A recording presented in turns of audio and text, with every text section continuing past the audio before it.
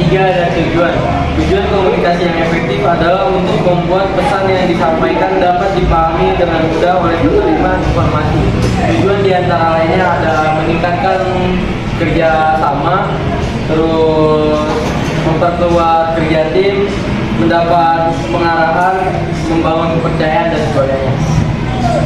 Fungsi komunikasi ada 4. Yang satu, menginformasikan. Fungsi komunikasi dapat memberikan informasi kepada masyarakat mengenai peristiwa yang terjadi, ide atau pikiran, dan tingkah laku orang lain. 2, mendidik. Fungsi komunikasi merupakan sarana pendidikan. Dalam komunikasi, manusia dapat mengetahui informasi dan ilmu pengetahuan dari manusia yang lainnya.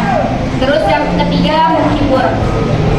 Selain berguna untuk menyampaikan informasi, komunikasi berfungsi untuk menyampaikan hiburan atau menghibur orang lain. 4, mempengaruhi.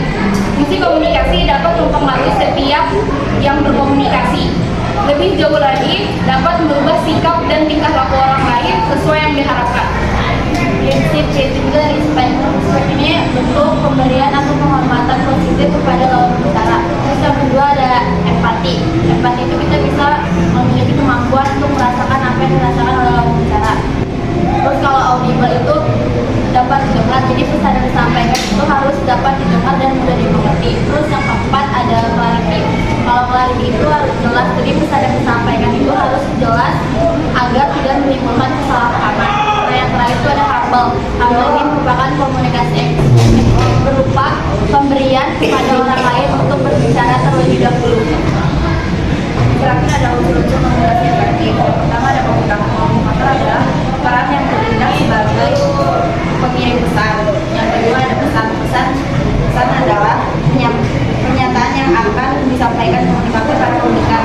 Yang ketiga ada media-media yang disebut juga sebagai saluran komunikasi sebagai contoh paling sederhana. Yang keempat ada komunikan. Komunikan adalah menerima pesan atau individu kelompok yang menjadi sasaran komunikasi. Yang kelima ada efek.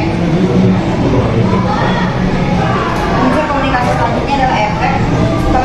Setelah peran disampaikan, komunikasi melalui media akan timbul efek dari penyampaian peran tersebut. Ada yang ingin bertanya? Untuk kelompok 4 silakan. Kelompok 4 ada silakan.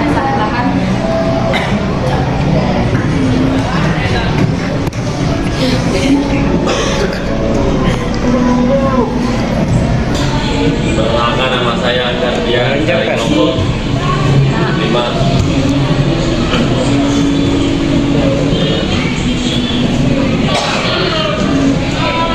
Pertanyaannya adalah apa peran teknologi dalam komunikasi?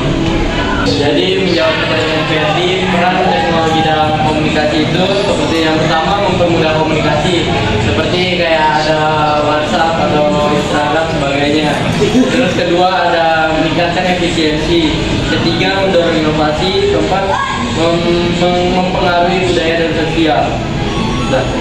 Baik, paham? Paham. Kan nama saya Masalah Luciana dari kelas 12 IPA 2. Saya dari kelompok 6 mau bertanya. Kan tadi masalah komunikasi efektif. Nah, saya boleh nanya nggak kalau misalnya komunikasi yang tidak efektif kan dapat menyebabkan penurunan produktivitas, hubungan yang rusak. Nah, solusinya itu apa?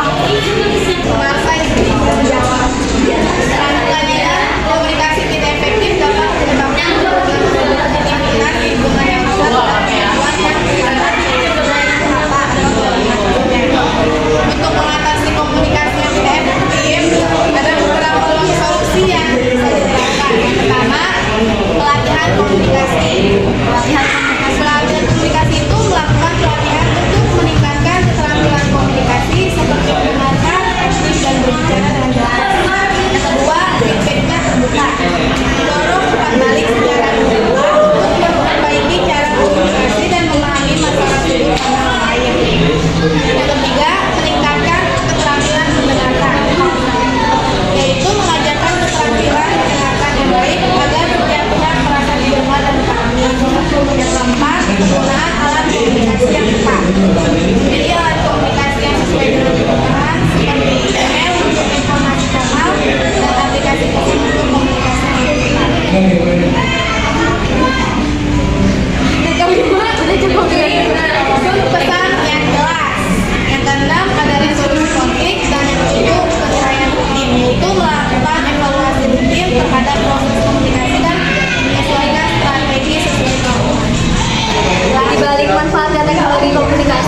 memiliki tantangan.